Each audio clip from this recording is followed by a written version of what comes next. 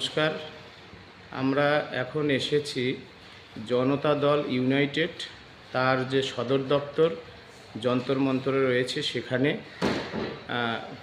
জনতা দল ইউনাইটেড তার প্রেসিডেন্ট এবং সেক্রেটারিকে উদ্দেশ্য করে আমরা পশ্চিমবাংলার এসএসসি 2016 প্যানেলের যোগ্য শিক্ষাকর্মী শিক্ষকদের যে চরম বঞ্চনা দুঃখ দুর্দশার কথা এবং যে পশ্চিমবঙ্গ সরকার রাজ্যের মুখ্যমন্ত্রী তার নেতৃত্বে গোটা স্কুল সার্ভিস কমিশন যে ব্যাপক দুর্নীতি করেছে এবং যোগ্য অযোগ্যের তালিকা না দেওয়ার ফলে অযোগ্যদের পাশাপাশি যোগ্যদেরও চাকরি চলে গেছে।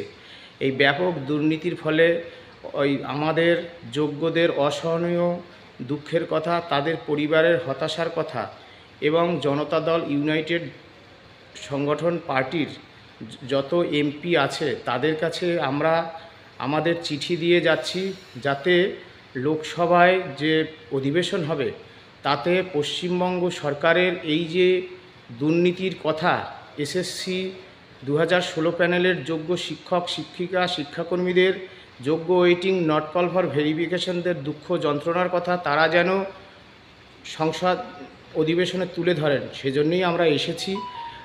তাদের আলা আধিকারিকরা আমাদের সাথে বৈঠকে বসবেন জানিয়েছেন। আমরা অপেক্ষা করছি। সকলকে ধন্যবাদ।